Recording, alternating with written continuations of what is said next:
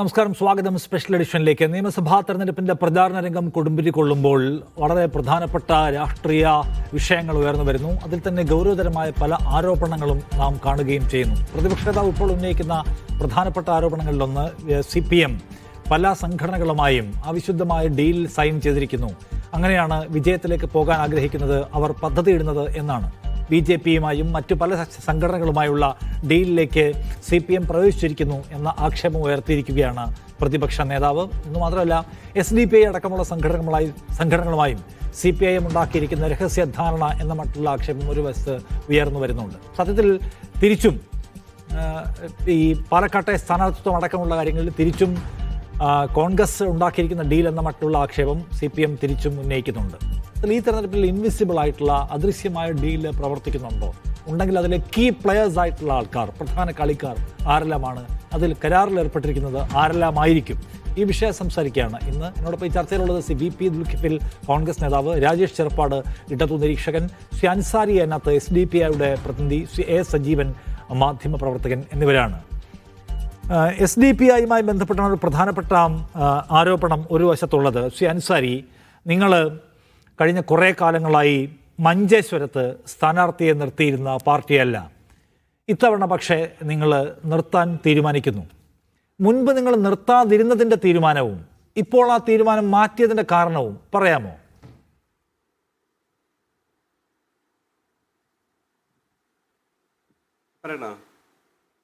Yes, കേൾക്കുന്നുണ്ടല്ലോ.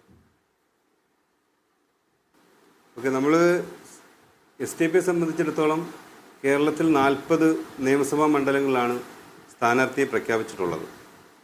അതിൽ സ്വാഭാവികമായും മഞ്ചേശ്വരം ഉൾപ്പെട്ടിട്ടുണ്ട്.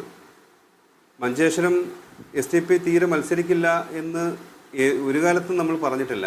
SDPI മഞ്ചേശ്വരം അടക്കമുള്ള എല്ലാ നിയമസഭാ മണ്ഡലങ്ങളിലും മത്സരിക്കുകയും പ്രാതിനിധ്യമുണ്ടാകണം എന്ന് ആഗ്രഹിക്കുകയും ചെയ്യുന്ന പാർട്ടിയാണ്. ഇപ്പോൾ കഴിഞ്ഞ കാലങ്ങളിൽ മത്സരിച്ചില്ല, ഈ പ്രാവശ്യം മത്സരിച്ചു എന്നതാണ് SDPയ്ക്കെതിരെ ഇപ്പം നിഷാദ് റാവുത്തർ അടക്കമുള്ളവർ പറയുന്നത്. അതിലെന്താണ്? ഒരു രാഷ്ട്രീയ പാർട്ടി ഒരു മണ്ഡലത്തിൽ മത്സരിക്കുന്നത്, കഴിഞ്ഞ തവണ മത്സരിച്ചില്ല, അതിന് മുമ്പ് മത്സരിച്ചില്ല എന്നുള്ളത് കൊണ്ട് എന്തെങ്കിലും അസ്വാഭാവികതയുണ്ടോ? ഞാനൊരു വിമർശനം ഉന്നയിച്ചില്ല. എൻ്റെ ചോദ്യം ഇതാണ്, മുൻപ് നിങ്ങൾ മത്സരിപ്പിക്കാതിരുന്നതിൻ്റെ കാരണം എന്താണ്? ഒരു റീസൺ ഉണ്ടാവുമല്ലോ. ഒരു മണ്ഡലത്തിൽ സ്ഥാനാർത്ഥി വേണ്ട എന്ന് തീരുമാനിക്കുന്നതിന്, ഇന്ന സ്ഥലങ്ങളിലാകാം എന്ന് തീരുമാനിക്കുന്നതിന് ഒരു പൊളിറ്റിക്കൽ പാർട്ടിക്ക് ഒരു കാരണം ഉണ്ടാവും. അപ്പോൾ മുൻപ് നിങ്ങൾ ഈ മുൻപുള്ള തെരഞ്ഞെടുപ്പുകളിൽ മഞ്ചേശ്വരം പോലെ ഒരു സ്ഥലത്ത് സ്ഥാനാർത്ഥി വേണ്ട എന്ന് തീരുമാനിച്ചതിൻ്റെ ഒരു ക്രൈറ്റീരിയ എന്ന് പറയുമല്ലോ, മാനദണ്ഡം, കാരണം അതെന്തായിരുന്നു?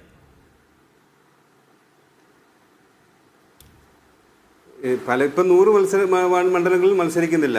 അതിനും ഇത് ഒരു പ്രത്യേക കാരണമൊന്നുമില്ല. ചിലപ്പോൾ സാമ്പത്തിക പ്രശ്നം ഉണ്ടാവും, അല്ലെന്നുണ്ടെങ്കിൽ അവിടുത്തെ സാഹചര്യമൊക്കെ ആയിരിക്കും. പക്ഷേ ഇപ്പോൾ മഞ്ചേശ്വരത്ത് മത്സരിക്കണം എന്ന് പാർട്ടി തീരുമാനിക്കുന്നതിൻ്റെ ഒരു കാരണം, മുമ്പ് ഒരുപക്ഷെ എല്ലാവരും പറഞ്ഞു അവിടെ BJPക്ക് സാധ്യതയുണ്ട്, ഒരു BJP വരുന്ന ഒരു സാഹചര്യം ഉണ്ട് എന്നൊക്കെ പറയുന്നൊരു ഘട്ടം ഉണ്ടായിരുന്നു. അപ്പോൾ നമ്മൾ പാർട്ടിയെ സംബന്ധിച്ചിടത്തോളം അങ്ങനെയുള്ള സ്ഥലങ്ങളിൽ പിന്നെ കൃത്യമായി സർവേ എടുക്കലുണ്ട്. അങ്ങനെ ഒരു സർവേ എടുത്തുകൊണ്ട് ജയിക്കുന്ന സ്ഥാനാർത്ഥികളെ പിന്തുണയ്ക്കുന്നു എന്നൊക്കെ ഉള്ളൊരു വിഷയം ഉണ്ടായിരുന്നു. പക്ഷേ നമ്മെ സംബന്ധിച്ചിടത്തോളം, ഒരു രാഷ്ട്രീയ പാർട്ടിയെ സംബന്ധിച്ചിടത്തോളം അത് ശരിയല്ല എന്ന് മനസ്സിലാക്കുന്നു. മറ്റൊന്ന്, BJP ഇത്തവണ കേരളത്തിൽ ഒരിടത്തും ഒരു സീറ്റ് പോലും വാങ്ങില്ല എന്ന് വളരെ കൃത്യമായി നമുക്കറിയാം. അത് കേരള രാഷ്ട്രീയം കൃത്യമായി അറിയുന്നവർക്കറിയാം. BJPയുടെ വിജയം തടയുന്നതിന് വേണ്ടിയായിരുന്നോ?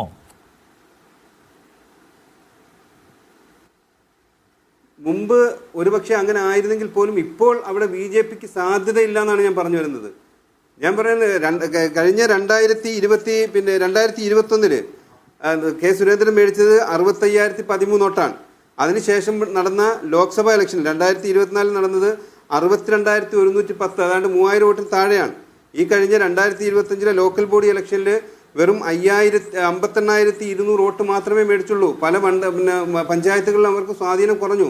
മാത്രമല്ല, കഴിഞ്ഞ തവണ ഉണ്ടായ 300 കോടി റുപ്യ അവർ കോഴയായിട്ടിറക്കി വിമാനത്തിൽ 2 മണ്ഡലങ്ങളിൽ മത്സരിക്കുന്നു, വലിയ പ്രചരണം നടത്തി.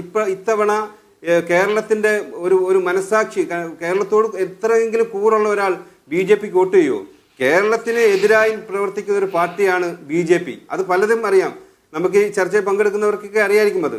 കാരണം കേരളത്തിനെതിരായി അവരെ വികസനം ഉണ്ടാകുമ്പോൾ ബജറ്റിൽ ₹1 എടുക്കാൻ ഇടാത്ത സംവിധാനം, കേരളത്തിലെ ഒരു പ്രധാനപ്പെട്ട റോഡ് ഉദ്ഘാടനം ചെയ്യുമ്പോൾ ആ സംസ്ഥാനത്തെ മന്ത്രിയെ വിളിക്കാത്ത സമീപനം, അതുപോലെ തന്നെ കേരളത്തിലേക്ക് ലവ് ജിഹാദ് അടക്കം ബിജെപിയോട് പ്രഖ്യാപിതമായ നിലപാടുണ്ടെന്ന് എനിക്കറിയാം. എന്റെ ചോദ്യം ഇതാണ്, ഇപ്പൊ 65,013 വോട്ടുണ്ടായിരുന്ന കെ സുരേന്ദ്രന് അല്ലെങ്കിൽ അവിടുത്തെ BJP സ്ഥാനാർത്ഥിക്ക് 62,110 കുറഞ്ഞു എന്ന് വെച്ചാൽ 3000 വോട്ടിന് ഡിഫറൻസ് ഉണ്ടെന്നാണ്. 3000 വോട്ടിന് ഡിഫറൻസ് അസംബ്ലിയിലുള്ളൂ എന്ന് കാണുക. നിങ്ങൾ 6,000-7,000 വോട്ടുള്ള പാർട്ടിയായിട്ടാണല്ലോ അവിടെ കാണുന്നത്. അതിൽ കൂടുതൽ നിങ്ങൾ അവകാശപ്പെട്ടേക്കാം. നിങ്ങളത് പിടിച്ചു മാറ്റിയാൽ BJPയുടെ റിസ്ക് കഴിഞ്ഞില്ലേ? ഇല്ലെന്നേ, ഇപ്പം മഞ്ചേശ്വരത്ത് ഞങ്ങളെ സംബന്ധിച്ചിടത്തോളം അടിത്തട്ടിൽ പ്രവർത്തനം നടത്തുന്ന വളരെ അടിത്തട്ടിൽ എന്താണ് റിസൾട്ട് എന്താണെന്ന് അറിയുന്ന ഒരു പാർട്ടിയാണ്. ആ പാർട്ടിയെ സംബന്ധിച്ചിടത്തോളം BJPയെ മഞ്ചേശ്വരത്ത് കൈയൊഴിഞ്ഞിരിക്കുകയാണ്. മഞ്ചേശ്വരം എന്നല്ല, കേരളത്തിലെ ഒരു മണ്ഡലങ്ങളിലും നിങ്ങൾ എഴുതി വെച്ചോ BJP ജയിക്കില്ല. ആ രീതിയിലേക്ക് കഴിഞ്ഞ തവണ നിങ്ങൾ ഏറ്റവും കൂടുതൽ വോട്ട് നേടിയ വേങ്ങരയിൽ ഇത്തവണ സ്ഥാനാർത്ഥി ഉണ്ടോ? വേങ്ങരയിൽ ഉണ്ടോ? 140 മണ്ഡലങ്ങളുടെയും വേണം ഇട്ടുതരാം. വേങ്ങര ഇല്ലാന്ന് തോന്നുന്നു. വേങ്ങരയിൽ എന്തേ ഇല്ലാത്തത്? അത് പല രാഷ്ട്രീയ കാരണമുണ്ടോ. ഞാൻ പറഞ്ഞല്ലോ, 40 നിയമസഭാ മണ്ഡലങ്ങൾ മാത്രമാണ് പാർട്ടി മത്സരിക്കുന്നത്. 100 നിയമസഭാ മണ്ഡലങ്ങൾ മത്സരിക്കാൻ ഈ സംവിധാനങ്ങളൊക്കെ ഉണ്ട്. അവിടെയും ഉള്ളത് മുസ്ലിം ലീഗിന്റെ പ്രതിനിധിയാണ്, മഞ്ചേശ്വരത്തുള്ളത് മുസ്ലിം ലീഗിന്റെ പ്രതിനിധിയാണ്. വേങ്ങരയിലാണ് കഴിഞ്ഞ തവണ നിങ്ങൾ ഏറ്റവും നന്നായി പെർഫോം ചെയ്ത്. ഇത്തവണ അവിടെ സ്ഥാനാർത്ഥി വേണ്ട എന്ന് നിങ്ങൾ തീരുമാനിക്കുന്നു. മഞ്ചേശ്വരത്ത് ഇത്തവണ വേണം എന്ന് തീരുമാനിക്കുന്നു. കെ സുരേന്ദ്രൻ വലിയ വിജയ പ്രതീക്ഷയോടെ അവിടെ പോയി മത്സരിക്കുന്നു. നിങ്ങൾ കഴിഞ്ഞ തവണ BJP വിജയിക്കും എന്ന കാരണത്താൽ വിശാലമായ രാഷ്ട്രീയ താല്പര്യത്തെ മുൻനിർത്തിക്കൊണ്ട് മഞ്ചേശ്വരത്ത് നിന്ന് മാറുന്നു. ഇത്തവണ നിങ്ങൾ എൻട്രി ചെയ്യുന്നു എന്ന് വെച്ചാൽ നിങ്ങൾ എൻട്രി ചെയ്താൽ BJP ജയിച്ചേക്കാം എന്നാണെങ്കിൽ ജയിച്ചോട്ടെ എന്ന നില സ്വീകരിക്കുന്നത് നിഷ്കളങ്കമാണ് എന്ന് ഈ കേരളം വിചാരിക്കണം എന്നാണോ സി അൻസാരി?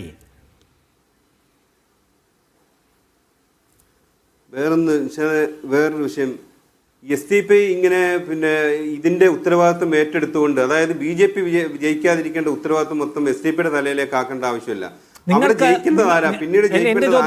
അത് ശരിയാണ്, നിങ്ങളുടെ മാത്രം ഉത്തരവാദിത്വം അല്ല. BJPയെ മാറ്റി നിർത്തുക എന്ന SDPയുടെ മാത്രം ഉത്തരവാദിത്വമല്ല, കോൺഗ്രസിന്റെ ഉത്തരവാദിത്വമാണ്, CPM-ന്റെയാണ്, CPI-യുടെയാണ്, മുസ്ലിം ലീഗിന്റെയാണ്. എന്റെ ചോദ്യം, അവരുടെ എല്ലാ ഉത്തരവാദിത്വം അവിടെ നിൽക്കേ നിങ്ങൾക്ക് ആ കാര്യത്തിൽ ഉത്തരവാദിത്വം ഉണ്ടോ? എന്റെ ചോദ്യം അതാണ്. നിങ്ങൾ ആ ഉത്തരവാദിത്തത്തിന് എത്ര ഷെയർ എടുക്കുന്നു? ഞാൻ ചോദിക്കട്ടെ, ഞങ്ങൾ SDP-യിൽ ഇപ്പം മഞ്ചേശ്വരത്ത് സ്ഥാനാർത്ഥി നിർത്താതെ നിങ്ങൾ പറയുന്നത് പോലെ അവിടെ മുസ്ലിം ലീഗിന്റെ പ്രതിനിധിയാണ് വിജയിപ്പിക്കുന്നതെങ്കിൽ കഴിഞ്ഞ 5 വർഷമായി ഞങ്ങൾ അധ്വാനിച്ചുണ്ടാക്കിയെടുത്തൊരു MLA ആണ് ഈ AK അഷ്റഫ് എന്ന് പറയുന്ന മഞ്ചേശ്വരത്തെ MLA. അദ്ദേഹം കഴിഞ്ഞ 5 വർഷക്കാലം എത്ര തവണ RSSന്റെ യോഗങ്ങളിൽ അദ്ദേഹം പോയി, എത്ര തവണ അദ്ദേഹം RSSന്റെ വേദി പങ്കിട്ടു. അദ്ദേഹം അവിടെ ഈ കഴിഞ്ഞ ലോക്കൽ ബോഡി ഇലക്ഷനിൽ പരസ്യമായി BJP-യുമായി കൈചേർന്നു. അല്ല, അങ്ങനെ ഒരാളിനെ വിജയിപ്പിക്കണമെന്നാണോ പറയുന്നത്? അങ്ങനെ ഒരാളിനെ വിജയിപ്പിക്കേണ്ട ബാധ്യതയുണ്ടോ? കോൺഗ്രസിനെയും മുസ്ലിം ലീഗിനെ സംബന്ധിച്ചിടത്തോളം അവിടെ നിങ്ങൾ വിജയിക്കും. പകരം സുരേന്ദ്രൻ വിജയിക്കട്ടെ എന്നാണ്. അല്ല, സുരേന്ദ്രൻ ജയിക്കില്ല. അവിടെ SDP ജയിക്കാനുള്ള സാഹചര്യമുണ്ട്.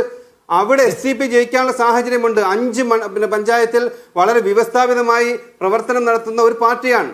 അവിടെ ഞങ്ങൾ കഴിഞ്ഞ ലോക്കൽ ബോഡി ഇലക്ഷനിൽ 8000 വോട്ട് വാങ്ങിയത് എല്ലാ മണ്ഡലത്തിലും എല്ലാ വാർഡിലും മത്സരിച്ചിട്ടല്ല. വാർഡുകൾ മാത്രമാണ് അവിടെ മത്സരിച്ചത്. ബാക്കിയൊക്കെ നമുക്ക് മനസ്സിലാവുന്നുണ്ട്. ഒരു MLA ഉണ്ടാകും, കേരളത്തിൽ ഒരു MLA ഉണ്ടാകും എന്നുള്ളതാണ് നമ്മുടെ ബെനിഫിറ്റ്. മഞ്ചേശ്വരത്ത് തോൽപ്പിച്ച് അങ്ങനെ വിജയിക്കാൻ സാധ്യതയുള്ള പാർട്ടി, യെസ്, അത് തന്നെയാണ് ഞങ്ങളുടെ പാർട്ടി. SDP-ക്ക് വിജയിക്കാൻ സാധ്യതയുള്ള ഒരു മണ്ണിൽ അവിടെ BJP വരുമെന്ന് ഭയപ്പെടുത്തി അവിടെ BJPക്ക് കൂറുള്ള അദ്ദേഹത്തിന് BJP-ക്കാരനായി പ്രവർത്തിക്കുന്ന ഒരു MLA വോട്ട് ചെയ്യണമെന്ന് പറഞ്ഞാൽ അതിന് തൽക്കാലം സൗകര്യമില്ല. ഇവിടെ കോൺഗ്രസിനെ ഇപ്പൊ തേൽപ്പിച്ചിട്ട് മറ്റത്തൂരിൽ അറിയാം അവിടെ 8 MLA-മാരും കൊണ്ടുപോയി 4 BJP-ക്ക് പിന്തുണ കൊടുത്തുകൊണ്ട് അവിടെ BJP ഭരിക്കാൻ അവസരം എടുക്കുക. അതുപോലെ തന്നെ നമ്മൾ മനസ്സിലാക്കണം, ഈ KM അഷ്റഫ് അവിടുത്തെ MLA, അദ്ദേഹം ധർമ്മസ്ഥ എന്ന് പറയുന്ന അവിടുത്തെ കർണാടകയുമായി ബന്ധപ്പെട്ട വിവാദം ഉണ്ടായപ്പോൾ അദ്ദേഹത്തിന്റെ നിലപാടെന്തായിരുന്നു? അവിടെ കഴിഞ്ഞ ലോക്കൽ ബോഡി ഇലക്ഷനിൽ അദ്ദേഹം പിന്നെ BJP-യുമായിട്ടുള്ള ടൈപ്പ് എന്തായിരുന്നു? അദ്ദേഹം വികസനത്തിന്റെ പേര് പറഞ്ഞുകൊണ്ട് 5 വർഷം ഭരിച്ചൊരു MLA-ക്ക് അവിടെ പിന്നെ ജനവിധി തേടാൻ കഴിയുന്നില്ല. അദ്ദേഹം അപ്പോഴും BJP ഭയം ഉയർത്തി കാണിക്കുക. ഞങ്ങളെ സംബന്ധിച്ചിടത്തോളം അങ്ങനെ BJP ഭയം ഉയർത്തി കാണിച്ചുകൊണ്ട് ഇവിടെ SDPയുടെ വോട്ട് പാട്ടിലാക്കാം എന്ന് കരുത്തണ്ട. SDP എന്നല്ല, ഈ മഞ്ചേശ്വരത്തെ മതനിരപേക്ഷത നിറഞ്ഞ ആ സമൂഹത്തെ നിങ്ങൾക്ക് ഇനി പറ്റിക്കാൻ കഴിയില്ല. അവിടെ ഈ ഇദ്ദേഹത്തിന് എതിരായിട്ട് മുസ്ലിം ലീഗിൽ പടയൊരുക്കുണ്ട്. അവിടെ നിഷ്പക്ഷരായ വോട്ടുകൾ ഞങ്ങളുടെ KM അഷ്റഫിന് കിട്ടും. അദ്ദേഹം അവിടുത്തെ ജനകീയനാണ്. അദ്ദേഹം നിരന്തരമായി പൊതുപ്രവർത്തനം നടത്തുന്ന ഒരു സാമൂഹിക പ്രവർത്തകനാണ്. അദ്ദേഹത്തിന് അവിടുത്തെ സാധാരണക്കാരുമായിട്ട് വളരെ ബന്ധമുള്ള ആളാണ്.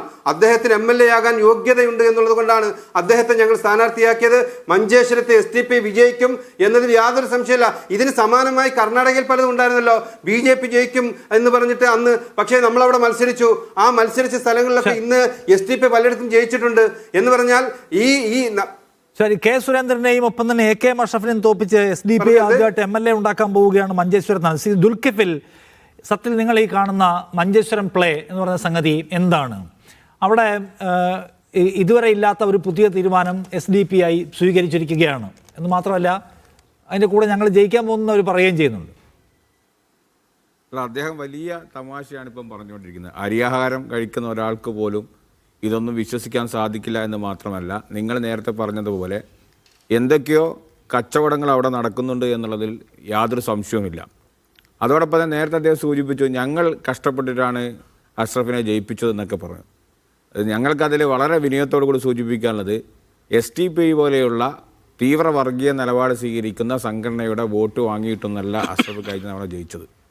അതേപോലെ തന്നെ ഇത്തവണ RSSൻ്റെയും SDP-യുടെയും CPM-ൻ്റെയൊക്കെ കൂട്ടുകെട്ട് മറികടന്ന് അവിടെ അഷ്റഫ് നല്ല ഭൂരിപക്ഷത്തിന് വിജയിക്കുമെന്ന കാര്യത്തിൽ തർക്കമില്ല. അതുകൊണ്ട് ഇത്തരത്തിലുള്ള ബാലിശമായ ഇത്തരത്തിലുള്ള കാര്യങ്ങൾക്കൊന്നും മറുപടി പറയാൻ ഞങ്ങൾക്കിപ്പോൾ താല്പര്യമില്ല എന്ന് മാത്രമല്ല, ഇവിടെ ഈ തവണ ഇടതുപക്ഷത്തിനെ സഹായിക്കുന്ന സമീപനം SDP സ്വീകരിക്കുന്നുണ്ട് എന്ന കാര്യത്തിൽ സംശയമൊന്നുമില്ല. ഒരു ഭാഗത്ത് BJP ആണെങ്കിൽ മറുഭാഗത്ത് SDP ആണ്. അപ്പോൾ ഇതൊക്കെ ഒരു തരം ഡീലിങ്സിൻ്റെ ഭാഗമായിട്ട് നടന്നുകൊണ്ടിരുന്ന സംഭവങ്ങളാണ്. നമുക്കറിയാം SDP നിരോധിച്ചതും അതിൻ്റെ ED കേസും കാര്യങ്ങളൊക്കെ നടക്കുമ്പോൾ സ്വാഭാവികമായിട്ടും ഇത്തരത്തിലുള്ള ഡീലിങ്സുകൾ രണ്ട് ഭാഗത്തും നടക്കുന്നുണ്ട്. ആ ഭാഗത്ത് നടക്കുന്ന പ്രതിപക്ഷ നേതാവ് ഉൾപ്പെടെയുള്ള കാര്യങ്ങൾ പറഞ്ഞു. അതേപോലെ തന്നെ എനിക്ക് പറയാനുള്ളത്, പിന്നെ ഞാൻ പറഞ്ഞു കേട്ടെ, നിങ്ങൾ പറയാൻ വേണ്ടിയില്ലല്ലോ, ഞാൻ പറഞ്ഞു കേട്ടെ. അപ്പോൾ അതേപോലെ തന്നെ തലശ്ശേരിയിലെ സ്ഥാനാർത്ഥി ആരാണ്?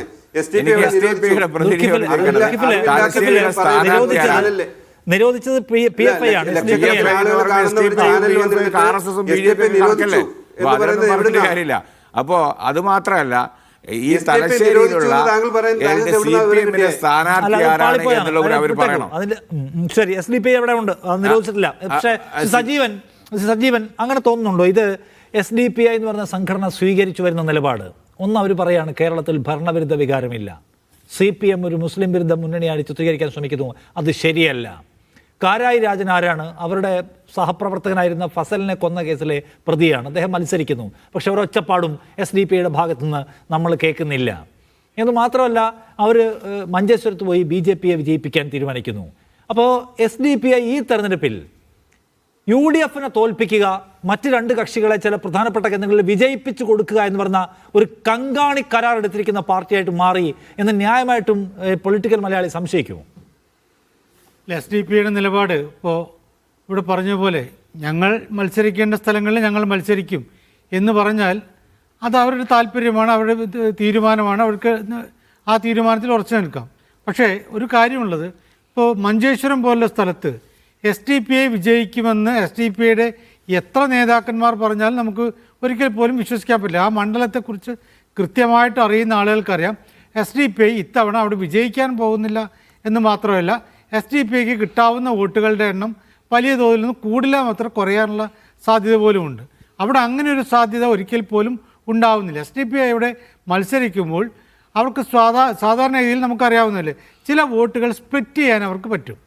അവരോട് ശക്തമായിട്ട് മത്സരിക്കുകയാണെങ്കിൽ, വിജയിക്കുമെന്നുള്ള ആ ആവേശത്തോടു കൂടിയിട്ട് അവർ മത്സരിക്കുകയാണെങ്കിൽ മുസ്ലിം വോട്ടുകൾ പരമാവധി അവർക്ക് സ്പ്ലിറ്റ് ഉണ്ടാക്കാൻ പറ്റും. ആ സ്പ്ലിറ്റിൻ്റെ നേട്ടം രണ്ട് പാർട്ടികൾക്ക് അനുകൂലമായിട്ട് മാറാം. അതൊന്ന് LDF, പാർട്ടി എന്ന മുന്നണി LDF ആണ്. LDF-ന് അനുകൂലമായിട്ട് മാറാം കുറേ വോട്ടുകൾ. അത് UDF-ന് കിട്ടേണ്ട കുറേ വോട്ടുകൾ ഇപ്പുറത്ത് പോകുമ്പോൾ ഇക്വേഷനിൽ വരുന്ന വോട്ട് ഷെയറിൽ വരുന്ന ഒരു മാറ്റമുണ്ട്. രണ്ടാമത് ഇതേ കാര്യം തന്നെ അവിടെ BJPക്ക് അനുകൂലമായിട്ടും മാറും. സാധാരണഗതിയിൽ അവിടെ CPI എന്ന് LDF എന്ന് പറയുന്നത് ഒരു ഏറ്റവും പ്രധാനപ്പെട്ട കക്ഷിയല്ല. അവർ ജയിക്കുമെന്ന് നമുക്ക് ഉറപ്പിക്കാൻ പറ്റും. കാരണം ഒന്നാം സ്ഥാനത്ത് UDF നിൽക്കുമ്പോൾ രണ്ടാം സ്ഥാനത്ത് BJP NDA നിൽക്കുന്ന ഒരവസ്ഥയാണല്ലോ. അപ്പോൾ സ്വാഭാവികമായിട്ടും അത് കയറി വരിക എന്ന് പറയുന്നത് വളരെ പ്രയാസമാണ്. BJPക്ക് അവിടെ എളുപ്പത്തിൽ ജയിക്കാനും പറ്റും. BJPക്ക് ജയിക്കാവുന്ന ഒരു സാധ്യത അവിടെയുണ്ട്. പക്ഷേ ആ ഡീലാണല്ലോ എന്ന് ഞാൻ പറയുന്നു. കാരണം അത് അവരാണ് തീരുമാനിക്കുന്നത്. ചിലപ്പോൾ അറിയാതെ അല്ലെങ്കിൽ വാശിക്ക് ഒക്കെ ആയിരിക്കാം.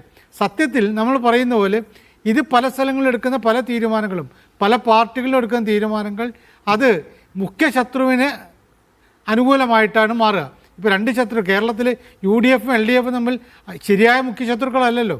ഇവിടെ എപ്പോഴും പരിഗണിക്കേണ്ടത് BJP ഒരു പ്രധാനപ്പെട്ട ഭീഷണിയായിട്ട് ഇവിടെ ഉണ്ട്.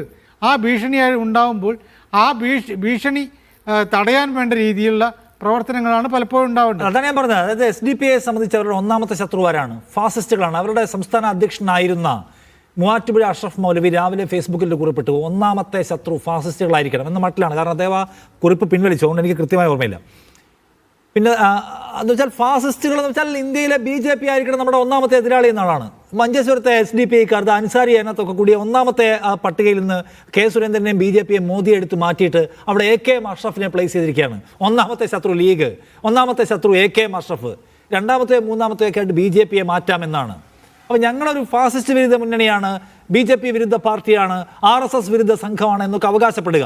എല്ലാവരും അവകാശപ്പെടുന്നവരുണ്ട് വേറെയും. പക്ഷെ ഇവർ സവിശേഷമായി അവകാശപ്പെടുന്നവരാണ്. ഇവരും ആ പൊസിഷനിൽ കോംപ്രമൈസ് ചെയ്യുകയാണ്.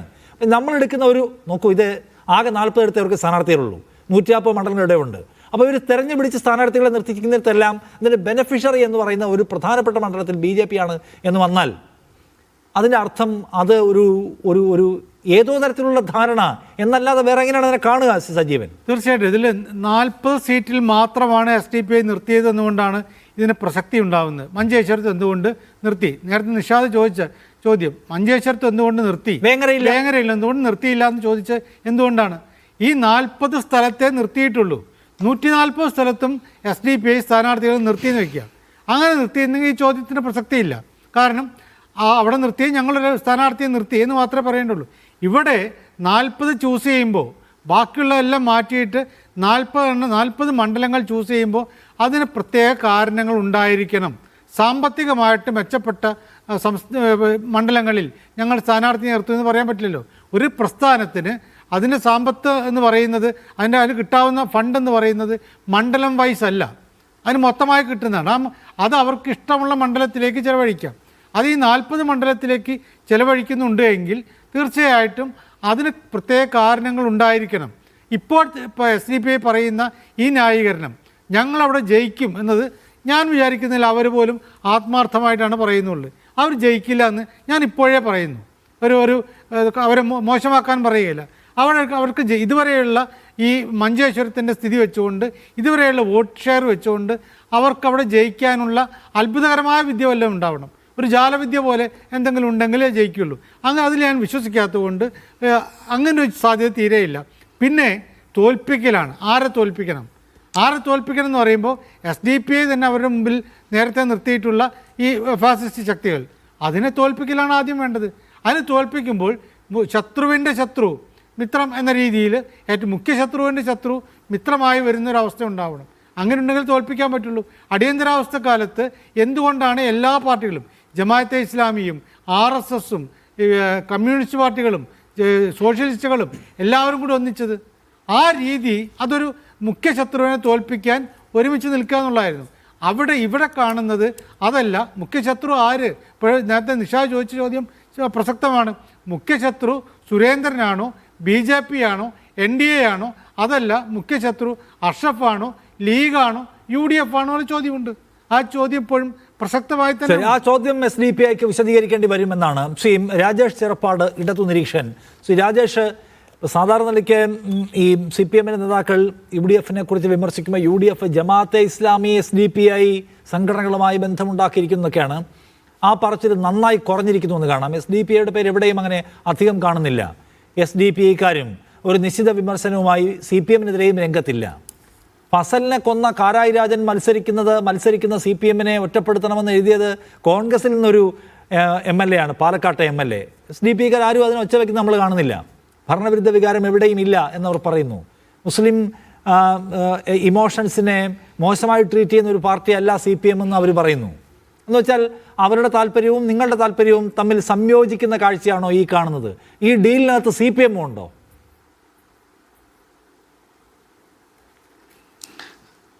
അല്ല, ഇതിൻ്റെ അകത്ത് നമ്മൾ മനസ്സിലാക്കേണ്ട ഒരു കാര്യം, ഈ ഒരു ചർച്ചയിൽ SDPI എന്ന് പറയുന്നത് ഏതോ 40 സീറ്റുകളിൽ പുള്ളി അദ്ദേഹത്തിന് തന്നെ നിശ്ചയമില്ല എത്ര സീറ്റിൽ മത്സരിക്കുന്നുണ്ടെന്ന്. അതെന്ന് പറഞ്ഞതുപോലെ 140 മണ്ഡലത്തിൽ ഏതാനും കുറച്ച് സീറ്റുകളിൽ മറ്റ് വളരെ അപ്രധാനമായി മത്സരിക്കുന്ന ഒരു കക്ഷിയാണ്. അതുകൊണ്ട് തന്നെ അതൊരു ചർച്ചയാക്കി എടുക്കേണ്ടതായിട്ടുള്ള ഒരു കാര്യം CPIM-നെ സംബന്ധിച്ചോ LDF-നെ സംബന്ധിച്ചോ ഇല്ല. അതാണ് യഥാർത്ഥ പ്രശ്നം. ഇവിടെ ഏറ്റവും പ്രധാനപ്പെട്ട ഒരു വിഷയം എന്ന് പറഞ്ഞാൽ LDF മുന്നോട്ട് വെക്കുന്നത് 10 വർഷങ്ങളായി LDF മുന്നോട്ട് വെച്ചിട്ടുള്ള വികസന രാഷ്ട്രീയത്തെ സംബന്ധിച്ചും ക്ഷേമ പദ്ധതികളെ സംബന്ധിച്ചും സാധാരണ മനുഷ്യരുടെ ജീവിത നിലവാരം ഉയർത്തുന്നതിനെ സംബന്ധിച്ചും LDF ഇതുവരെ ചെയ്തിട്ടുള്ള പ്രവർത്തനങ്ങളും തുടർന്നുള്ള അത് ചെയ്യുന്നതിന് വേണ്ടി LDF സജ്ജമായ ഒരു LDFനെ അധികാരത്തിൽ ഏറുക എന്നുള്ളൊരു വിഷയമാണ് ഇവിടെ ചർച്ച ചെയ്യേണ്ടത്. അല്ലാതെ ഈ ഒരു ഇത്തരത്തിലുള്ള ഡീൽ ഓർ നോ ഡീൽ അടക്കം ഇത്തരത്തിലുള്ള ഒരു ഡീൽ ഏതെങ്കിലും തരത്തിലുള്ള വർഗീയ കക്ഷികളുമായിട്ടോ എന്തെങ്കിലും തരത്തിലുള്ള ഡീൽ ഉണ്ടാകും എന്നുള്ള ഒരു അനാവശ്യ ചർച്ച കേരളത്തിൻ്റെ പൊതുമണ്ഡലത്തിൽ ഈ തെരഞ്ഞെടുപ്പ് കാലയളവിൽ പൊതുമണ്ഡലത്തിൽ ഉയർത്തിക്കൊണ്ട് വരുന്നത് തന്നെ സദുദ്ദേശപരമല്ല എന്നാണ് എനിക്ക് പറയാനുള്ളത്. പിന്നെ ഈ കാരായി രാജനെ സംബന്ധിച്ച് പറയുന്ന അങ്ങനെ നമ്മൾ പറയുള്ളൂ, ഫസൽ വധക്കേസിലെ പ്രതി എന്നൊന്നും പറയരുത്. അദ്ദേഹം എന്താണെന്നുള്ള അദ്ദേഹം തലശ്ശേരി നിയോജക മണ്ഡലത്തിൽ മത്സരിക്കുന്ന LDF-ൻ്റെ സ്ഥാനാർത്ഥിയാണ്. നമ്മൾ അതൊക്കെ പറഞ്ഞു പോകുമ്പോൾ നമ്മൾ ആ രീതിയിൽ ഒക്കെ പറയാൻ പാടില്ല, മനസ്സിലായില്ലേ? അതൊക്കെ തീരുമാനിക്കേണ്ടത് കോടതികളാണ്, ഇവിടുത്തെ നിയമ സംവിധാനങ്ങളാണ്. അതുകൊണ്ട് അങ്ങനെയൊന്നും നമ്മൾ നിലപാട് സ്വീകരിച്ച് മുന്നോട്ട് പോകാൻ പറ്റത്തില്ല. അതുകൊണ്ട് അത്തരം വർത്തമാനങ്ങൾ അത്ര നല്ലതല്ല, നമ്മൾ ജനാധിപത്യ സംവിധാനത്തിന് നല്ലതല്ല, ഈ ഒരു ജനാധിപത്യപരമായി സംവാദത്തിന് നല്ലതല്ല എന്നാണ് ഞാൻ പറഞ്ഞത്. അതൊക്കെ തീരുമാനിക്കേണ്ടത് നമ്മളല്ല, നമ്മളിവിടെ ഇരുന്ന് ചാനൽ മുറികളിലിരുന്നല്ല അത്തരം വിധികൾ കൽപ്പിക്കേണ്ടതും അത്തരം കാര്യങ്ങൾ പറയേണ്ടതും. ഞാൻ അതിൻ്റെ വിശദാംശങ്ങളിലേക്കൊന്നും പോകാൻ തൽക്കാലം ഉദ്ദേശിക്കുന്നില്ല. പക്ഷേ അത് വളരെ പ്രകോപനപരമായ ഒരു നിരീക്ഷണമായി പോയി നിഷാദ് റാവുത്തറിൻ്റെ ഭാഗത്തു നിന്ന്. അങ്ങനെയല്ല അതിനെ കാണേണ്ടത് എന്നുള്ളതാണ്. അദ്ദേഹം തലശ്ശേരി നിയോജകമണ്ഡലത്തിലെ LDF-ൻ്റെ ധീരനായ സ്ഥാനാർത്ഥിയാണ്. ആ സ്ഥാനാർത്ഥിയെക്കുറിച്ചാണ് അങ്ങനെ സംസാരിക്കുന്നത്. അപ്പോൾ അങ്ങനെ സംസാരിച്ച് പോകരുത്, അങ്ങനെയല്ല നമ്മളതിനെ കാണേണ്ടത്. ഇവിടെ നിയമ സംവിധാനങ്ങളുണ്ട്, അത്തരം കാര്യങ്ങൾ ആ നിയമത്തിൻ്റെതായ വഴിക്കാണ് പോകുന്നത്. അപ്പോൾ അതിലെന്തൊക്കെയാണെന്നുള്ളതിനെ സംബന്ധിച്ചൊന്നും ഇവിടെ പറയേണ്ട കാര്യമില്ല. അല്ല, ഞാൻ പറഞ്ഞത് അദ്ദേഹം കൊലക്കേസിലെ പ്രതിയാണ്. ആ പ്രതി എന്ന് പറഞ്ഞാൽ ഏത് കേസിലെ പ്രതിയാണ്? LDF-കാരനായിരുന്ന PFI-കാരനായിരുന്ന ഫസലിനെ കൊന്ന കേസിലെ പ്രതിയാണ്. എന്നിട്ട് വർഗീയ കലാപം ഉണ്ടാക്കാൻ ശ്രമിച്ചുവെന്ന് അന്വേഷണ ഏജൻസി കണ്ടെത്തിയ കേസിലെ പ്രതിയാണ്, അല്ലേ? അപ്പോൾ അതിനകത്ത് ഏറ്റവും ഉറക്കെ സംസാരിക്കേണ്ട ഒരു പാർട്ടിയാണ് അൻസാരിയുടെ പാർട്ടി. അവർ മിണ്ടുന്നില്ല. അവരുടെ സോഷ്യൽ മീഡിയ ബ്രിഗേഡ് സൈലൻസിലാണ് എന്ന് കാണുകയാണ്. എന്ന് മാത്രമല്ല, അവരുടെ സംസ്ഥാന അധ്യക്ഷൻ പറയുന്നു LDF നല്ല കക്ഷിയാണ്, അവർക്ക് യാതൊരു പ്രശ്നവും ഇല്ല എന്ന് പറയുന്നു. എന്താ മനസ്സിലാക്കേണ്ടത്? അത് അവരുടെ കാര്യമാണ്. ഞാൻ അതിനെക്കുറിച്ചല്ല പറയുന്നത്. എന്നെ സംബന്ധിച്ചിടത്തോളം LDF-നെ സംബന്ധിച്ചുള്ള നിലപാടിനെ സംബന്ധിച്ച് എനിക്ക് പറയാൻ പറ്റുള്ളൂ. അല്ല, നേരത്തെ UDF എന്ന് പറഞ്ഞാൽ ജമാഅത്തെ ഇസ്ലാമി SDPI ഇങ്ങനെ പറഞ്ഞുകൊണ്ടേയിരുന്നു. ഇപ്പൊ അത് കേൾക്കാം, ഒരു ടെംപ്ലേറ്റ് സംഗതി ഇല്ല, അത് കേൾക്കാനില്ല. അല്ല, കേൾക്കാനുണ്ട് UDF. കാരണം കൃത്യമായിട്ട് വളരെ പരസ്യമായിട്ട് ജമാഅത്തെ ഇസ്ലാമി UDF-ഉമായിട്ട് ബാന്ധവമുണ്ടല്ലോ. അതിന്റെ കൂടെ SDPI ഉണ്ടായിരുന്നു നേരത്തെ. വെൽഫെയർ പാർട്ടിയോ അതിന്റെ കൂടെ ജമാഅത്തെ ഇസ്ലാമി SDPI അതായിരുന്നു അതിന്റെ സാധനം. അതിൽ SDPI കട്ടായി എന്ന് എനിക്ക് സംശയം. അല്ല, സാധനമല്ല, വസ്തുതകൾ പറയട്ടെ. വസ്തുതകൾ UDF തന്നെ സമ്മതിച്ചിട്ടുണ്ടല്ലോ, ജമാഅത്തെ ഇസ്ലാമിയുമായിട്ട് അതിന്റെ രാഷ്ട്രീയ രൂപങ്ങളുമായിട്ട് സഖ്യത്തിലാണെന്ന് പറഞ്ഞിട്ടുണ്ടല്ലോ. അതിനെ സംബന്ധിച്ച് അതിനെ പ്രശ്നവൽക്കരിക്കുകയല്ലേ ചെയ്തത്? അതൊക്കെ ഓക്കെ, അതിപ്പോ CM സമ്മതിച്ചിട്ടുണ്ടല്ലോ. ഞങ്ങള് ജമാഅത്തെ ഇസ്ലാമിയായിട്ട് ബന്ധമുണ്ടായിരുന്നു, CM സമ്മതിച്ചിട്ടില്ലേ? ജമാഅത്തെ ഇസ്ലാമിയായിട്ട് ബന്ധമുണ്ടായിരുന്നു എന്നുള്ളതല്ല സംബന്ധിച്ചത്. UDF അതിൻ്റെ രാഷ്ട്രീയ കക്ഷിയായ ജമാഅത്തെ ഇസ്ലാമിയുടെ രാഷ്ട്രീയ പാർട്ടിയുമായിട്ടും അതിൻ്റെ കക്ഷികളുമായിട്ടും കൃത്യമായ ബാന്ധവം ഇന്നുണ്ടാകുന്നു. അതിനെ സംബന്ധിച്ച് പ്രശ്നവൽക്കരിക്കുകയാണ് LDF UDF-ന് SDP ആയിട്ട് ബാന്ധവമുണ്ടോ? അല്ല, അത് ഞാൻ പറഞ്ഞു. അതുപോലെ അല്ലല്ലോ SDPI എന്ന് പറയുന്നത്. അത് എവിടെയൊക്കെ നിൽക്കുന്നു, 40 സീറ്റ് നിൽക്കുന്നു, എവിടെയാണെന്നുള്ളത് എനിക്കറിയത്തില്ല. അപ്പം അത് അത്രത്താനും അപ്രധാനമായിട്ടുള്ള ഒരു കാര്യത്തെ സംബന്ധിച്ച് നമ്മൾ ഇനി കൂടുതൽ ചർച്ച ചെയ്തിട്ട് കാര്യമില്ല. ഇവിടെ യഥാർത്ഥത്തിൽ കേരളം ഇന്ന് ശ്രദ്ധിക്കേണ്ട 2 കാര്യങ്ങളുണ്ട്. ഇത് പറയാതെ പോകാൻ പറ്റത്തില്ല. നമ്മുടെ വിഷയം അതല്ലെങ്കിൽ പോലും അത് റിലേറ്റഡ് ആണ്. എന്തുകൊണ്ടാണ്? തെരഞ്ഞെടുപ്പ് കമ്മീഷൻ്റെ ഒരു കത്തുണ്ട്. ആ കത്ത് ഇന്ന് വ്യത്യസ്തമായ രാഷ്ട്രീയ പാർട്ടികൾക്ക് അയച്ച കത്തുകളിൽ BJPയുടെ കേരള സ്റ്റേറ്റിൻ്റെ മുദ്ര വരികയാണ്. നമ്മുടെ ജനാധിപത്യത്തിൻ്റെ ഒരു അപകട അവസ്ഥ. ഇത് നമ്മൾ ഈ ഇരിക്കുന്ന എല്ലാവരും വളരെ ശ്രദ്ധയോടുകൂടി വളരെ ജാഗ്രതയോടുകൂടി കാണേണ്ട ഒരു വിഷയമാണ്. ഈ ഗോപാലകൃഷ്ണൻ എന്ന് പറയുന്ന നമ്മൾ കഴിഞ്ഞ ദിവസം ഡിസ്കസ് ചെയ്ത വിഷയമാണ്, ഒഴിവാക്കിയിട്ടുള്ള വിഷയമല്ല. അല്ല, ദുൽഖിഫിൽ ഈ SDPI വിട്ടാൽ ഈ 10 മണ്ഡലങ്ങളിൽ CPM ഡീൽ ഉണ്ടാക്കിയിരിക്കുന്നു പറഞ്ഞല്ലോ പ്രതിപക്ഷ നേതാവ്. ആ ആരോപണത്തിന്റെ ക്രക്സ് എന്താണ്? അതിന്റെ വിശദാംശം എന്താണ്? അതിലിപ്പോൾ ഇടതുപക്ഷത്തിന്റെ പ്രതിനിധി വളരെ വ്യക്തമായി പറഞ്ഞല്ലോ, ഈ തെരഞ്ഞെടുപ്പിൽ ഡീല് എന്ന് പറഞ്ഞ കാര്യമേ ചർച്ച ചെയ്യരുത്. അതേപോലെ തന്നെ ഈ കാരായി ചന്ദ്രശേഖരൻ എന്ന് പറയുന്നത് മനുഷ്യനെ കൊന്ന ആളൊന്നല്ല, അയാൾ വേറെന്തൊക്കെയോ മഹാപ്രവൃത്തി ചെയ്തിട്ടാണ് CBI പ്രതി ചേർത്തത് എന്നൊക്കെയാണ് പുള്ളി പറഞ്ഞുകൊണ്ടിരിക്കുന്നത്. അപ്പോൾ ആ തരത്തിലേക്ക് ഇതൊക്കെ ഞങ്ങൾക്കിപ്പോൾ SDPIയുടെ നിലപാടിനോടോ പ്രത്യയശാസ്ത്രത്തിനോടോ ഒന്നും യാതൊരു താല്പര്യവുമില്ല എന്ന് മാത്രമല്ല, ആ പ്രത്യയശാസ്ത്ര നഖശികാന്തം എതിർക്കുന്ന സംഘടനയാണ് കോൺഗ്രസ്. അത് ന്യൂനപക്ഷ വർഗീയത ആണെങ്കിലും ഭൂരിപക്ഷ വർഗീയതയാണ്. പക്ഷേ ഒരു മനുഷ്യനെ കൊന്ന ഒരു മനുഷ്യൻ അല്ലെങ്കിൽ ആ കേസിലെ പ്രതി വന്നിട്ട് ഒരു തെരഞ്ഞെടുപ്പിൽ മത്സരിക്കുമ്പോൾ അതിനോട് യാതൊരു പ്രതികരണവും ഇല്ല എന്ന് പറയുമ്പോൾ, ഞാൻ നേരത്തെ SDPI നിരോധിച്ചു എന്ന് പറഞ്ഞപ്പോൾ PFI ആണ് നിരോധിച്ചത്, അതിനെ നേതാക്കൾ. പക്ഷെ ആ ഒരു കാണിക്കുന്ന ആവേശം പോലും, എന്നെ തിരുത്താൻ കാണിക്കുന്ന ആവേശം പോലും ഫസൽ കേസിലെ പ്രതി മത്സരിക്കുമ്പോൾ SDPIയുടെ പ്രതി കാണിക്കുന്നില്ല എന്ന് പറയുമ്പോൾ അത് നമുക്ക് വ്യക്തമാണ്. അപ്പോൾ കേരളത്തിൽ CPM-ഉം BJPയും SDPIയും ഇപ്പോൾ പുതിയ ആൾ കൂടി വന്നിട്ടുണ്ട്, PDPയും. ഇപ്പോൾ ഇവരൊക്കെ കൂടിയിട്ടുള്ള ഒരു കമ്പനിയാണ് ഇപ്പോൾ UDF-നെ തോൽപ്പിക്കുക, കോൺഗ്രസ് മുക്ത കേരളം എന്ന മുദ്രാവാക്യം വിളിച്ചുകൊണ്ട് കടന്നു വരുന്നത്. UDF മുക്ത മുദ്രാവാക്യം വിളിച്ച് രാജീവ് ചന്ദ്രശേഖരനും പിണറായി വിജയനും ഒക്കെ എതിർക്കുന്നതും, അതേപോലെ തന്നെ ഈ തെരഞ്ഞെടുപ്പിൽ അവരുടെ ഏറ്റവും വലിയ എതിരാളിയും UDF മാത്രമാണ്. BJPയെ CPM വിമർശിക്കുന്നില്ല ഈ തെരഞ്ഞെടുപ്പിൽ. അപ്പോൾ അങ്ങനെ മുന്നോട്ട് പോകുമ്പോഴാണ് കേരളത്തിലെ പ്രതിപക്ഷ നേതാവ് പറഞ്ഞത്, കഴിഞ്ഞ തവണ കോന്നിയിൽ 34,000 വോട്ടാണ് സുരേന്ദ്രന് കിട്ടിയത്. ആ സ്ഥലത്താണ് ഈ പറഞ്ഞ 2020 സീറ്റ് ഇപ്പോൾ വിറ്റിരിക്കുന്നത്. അതോടൊപ്പം തന്നെ നമുക്കറിയാം ശബരിമല വിഷയം. ആ ശബരിമല വിഷയവുമായി ബന്ധപ്പെട്ടുകൊണ്ട് ഈ തെരഞ്ഞെടുപ്പിൽ അങ്ങനെ ഒരു ചർച്ചയെ ഉണ്ടാകില്ല എന്ന രീതിയിലാണ് പിന്നെ ഈ പറഞ്ഞ 2020യുടെയും അതേപോലെ തന്നെ BDSൻ്റെ ഒക്കെ സ്ഥാനാർത്ഥികൾ പറയുന്നത്. എന്നോട് നേരത്തെ മാറിപ്പോയതാണ്. റാന്നിയിൽ BDSും അതേപോലെ തന്നെ പിന്നെ റാന്നിയിൽ 2020യും കോന്നിയിൽ ഈ പറയുന്ന BDSാണ് മത്സരിക്കുന്നത്. അപ്പോൾ A ക്ലാസ് മണ്ഡലം പോലും അങ്ങനെ വിട്ടുകൊടുത്തുകൊണ്ട് ഒരു ഡീലുണ്ടാക്കി മുന്നോട്ട് പോവുകയാണ്. അതേപോലെ തന്നെ പാലക്കാട് ഇന്ന് CPM-ൻ്റെ ജില്ലാ സെക്രട്ടറി തന്നെ മുൻകൂർ ജാമ്യം എടുക്കുകയാണ്. അതായത് കഴിഞ്ഞ തവണ RSSൻ്റെ വോട്ട് വാങ്ങിയിട്ടാണ് കോൺഗ്രസ് ജയിച്ചതെന്നൊക്കെ പറയുന്ന തരത്തിലേക്ക് അവിടെ 2ാം സ്ഥാനക്കാരും 1ാം സ്ഥാനക്കാരും തമ്മിൽ ഡീലുണ്ടെന്ന് ഇതില്ല. 3ാം സ്ഥാനത്തുള്ള ആളുകളാണ് ഈ പറയുന്നത്. അപ്പോൾ ആ തരത്തിലേക്ക് BJPയെ ജയിപ്പിക്കാനുള്ള സംവിധാനം ചെയ്തുകൊണ്ട് മുന്നോട്ട് പോവുകയാണ്. അപ്പോൾ കൃത്യമായ ഡീലിംഗ് ഈ തെരഞ്ഞെടുപ്പിൽ നടക്കുന്നുണ്ട്. അതുകൊണ്ടാണ് നേരത്തെ ഇടതുപക്ഷത്തിൻ്റെ പ്രതിനിധി പറഞ്ഞത്, ഈ തെരഞ്ഞെടുപ്പിൽ അങ്ങനെ സംസാരിക്കുന്നത് പോലും മഹാ അപരാധമാണ് എന്ന് പറയുന്ന തരത്തിലേക്ക് കാര്യങ്ങൾ പോവുകയാണ്.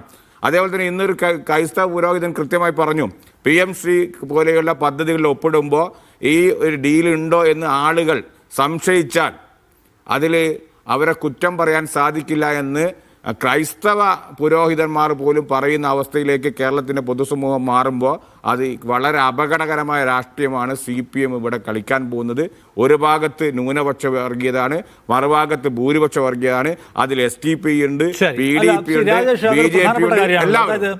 BJPയെ സംബന്ധിച്ച് ഈ തെരഞ്ഞെടുപ്പ് പ്രധാനമാണെന്ന് അവർ പറയുന്നു. എന്നിട്ട് അവർക്ക് സാധ്യതയുള്ള മണ്ഡലങ്ങളൊക്കെ 2020 എന്നോ മറ്റോ പേരുള്ള ഒരു സംഘടനയ്ക്ക് കൊടുത്തിരിക്കുന്നു. ഒരു പ്രത്യേക പഞ്ചായത്തിന് അപ്പുറത്തേക്ക് സ്വാധീനമില്ലെന്ന് ഈ ലോക്കൽ ബോഡിയിൽ മനസ്സിലായ ഒരു സംഘടനയ്ക്ക് 10-20 സീറ്റ് കൊടുത്തിരിക്കുന്നു. അതിൽ തന്നെ BJPക്ക് പെർഫോം ചെയ്യാൻ കഴിയുന്ന സീറ്റുകൾ കൊടുത്തിരിക്കുകയാണ്. അപ്പോൾ എന്തായിരിക്കും സംഭവിക്കാൻ നമുക്കറിയാം. ചലച്ചിത്ര താരങ്ങളൊക്കെയാണോ മത്സരിക്കുന്നത് എന്ന് കാണുന്നു. ചിലതൊക്കെ ആർക്ക് കൊടുത്തിരിക്കുന്നു? ഈ പറഞ്ഞ തുഷാർ വെള്ളാപ്പള്ളിയുടെ പാർട്ടിക്ക് കൊടുത്തിരിക്കുകയാണ്. എന്ന് വെച്ചാൽ അവിടെ ഒന്ന് ഞങ്ങൾ ഒരു പ്ലേ ഒരു ഫൈറ്റിനില്ല എന്ന സന്ദേശം BJP എടുത്തിരിക്കുന്നു. നിങ്ങൾ പാലക്കാട് ചെയ്തിരിക്കുന്നതും സമാനമായ സംഗതിയാണ്. സ്ഥാനാർത്ഥി നിർണയത്തിൽ അത് പ്രകടമാണ്. ഒരു വീക്കർ കാൻഡിഡേറ്റിനെ നിങ്ങൾ അവിടെ അവതരിപ്പിക്കുകയാണ്. പരസ്പര സൗഹാർദ്ദ പരിപാടിയായിട്ട് ഇതിനെ ആളുകൾ വ്യാഖ്യാനിക്കുമല്ലോ.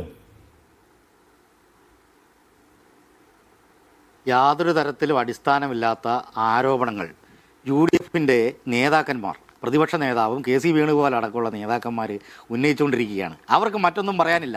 ഏതെങ്കിലും തരത്തിലുള്ള തെളിവുകളോ ഏതെങ്കിലും തരത്തിലുള്ള അടിസ്ഥാനമോ ഈ ഇത്തരം ആരോപണങ്ങൾ കൊണ്ടോ ഇത് പരാജയ ഭീതി പൂണ്ടിട്ട് പറയുന്ന പരിപാടിയാണ്. മനസ്സിലായില്ലേ? ഇവിടെ ബി ജെ പിയുടെയും മറ്റ് പ്രധാനപ്പെട്ട ഇവരുടെ കക്ഷികളെന്നൊക്കെ പറയുന്ന കുറേ ആൾക്കൂട്ടങ്ങളും കുറേ ആളുകളും ഉണ്ട്. ഈ പറഞ്ഞ പോലെ അവരെല്ലാം ചേർന്ന സഖ്യമൊന്നും കേരളത്തിലൊന്നും ഒരു അക്കൗണ്ടും തുറക്കാൻ പോകുന്നില്ല. കേരളത്തിൽ ബി ജെ പിയുടെയും ഈ പറയുന്ന സഖ്യങ്ങളുടെയും ഈ പറയുന്ന വർഗീയവാദികളുടെയും അക്കൗണ്ടെല്ലാം പൂട്ടിച്ചതാരാണ്? LDF ആണ്, കമ്മ്യൂണിസ്റ്റ് പാർട്ടിയാണ്. അതാദ്യം നിങ്ങൾ മനസ്സിലാക്കണം. ഈ രാജ്യത്തെ നിങ്ങൾ ഇടപെടരുത്. ഈ രാജ്യത്തിലുള്ള മുഴുവൻ പിന്നെ കോൺഗ്രസിൻ്റെ സമകാലിക ചരിത്രം പരിശോധിക്കുക, സമീപ ചരിത്രം പരിശോധിച്ച് കഴിഞ്ഞാൽ മുഴുവൻ എന്താണ്? BJP-യിലേക്കാണ് മുഴുവൻ നേതാക്കളും പോയിരിക്കുന്നത്.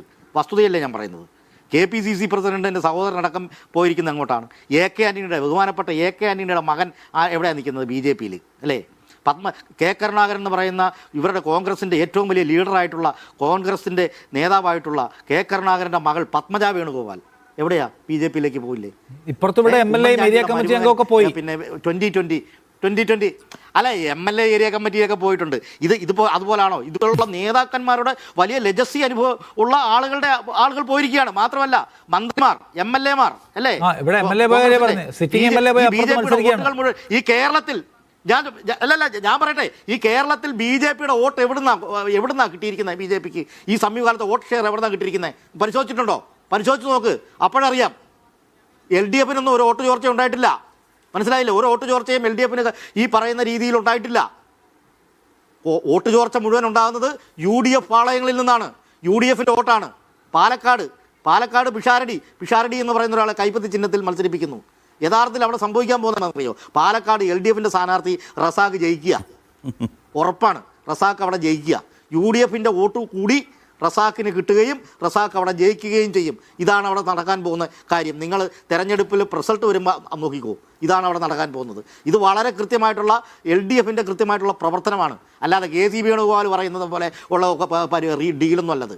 BJP-യുടെ ഡീൽ ചെയ്യേണ്ട ഗതികേടൊന്നും LDF-നില്ല. ഏതെങ്കിലും തരത്തിലുള്ള വർഗീയ ശക്തികളുമായിട്ട് കൂട്ടുകൂടേണ്ട ഒരു ഗതികേടും തൽക്കാലം കേരളത്തിലെ ഇടതുപക്ഷത്തിനില്ല. ഇവിടെ ജനാധിപത്യത്തിലും മതനിരപേക്ഷതയിൽ നിൽക്കുന്ന വർഗീയത പറഞ്ഞ് വോട്ട് നേടുന്ന BJP-കാരനോ? B. ഗോപാലകൃഷ്ണൻ ഗുരുവായൂർ പറഞ്ഞെന്താണ്? നമ്മുടെ ആ ജനാധിപത്യ വിരുദ്ധമായ ഭരണഘടനാ വിരുദ്ധമായ കാര്യമല്ലേ അയാൾ പറഞ്ഞത് അല്ലേ? ഇപ്പം ഇതാണ് നമ്മളിവിടെ ചർച്ച ചെയ്യേണ്ട വിഷയം. വളരെ ഗൗരവമായ ചർച്ച ചെയ്യേണ്ട വിഷയം. അപ്പോഴത്തേനും ഒരു തെളിവുമില്ല. ബി ഗോപാലകൃഷ്ണൻ പറഞ്ഞത് പച്ചയായ വർഗീയതയാണല്ലോ. കേസെടുത്ത് അറസ്റ്റ് ചെയ്യേ. കേസെടുത്തിട്ടുണ്ടല്ലോ. തെരഞ്ഞെടുപ്പ് കമ്മീഷൻ കേസെടുത്തിട്ടുണ്ട്. അപ്പൊ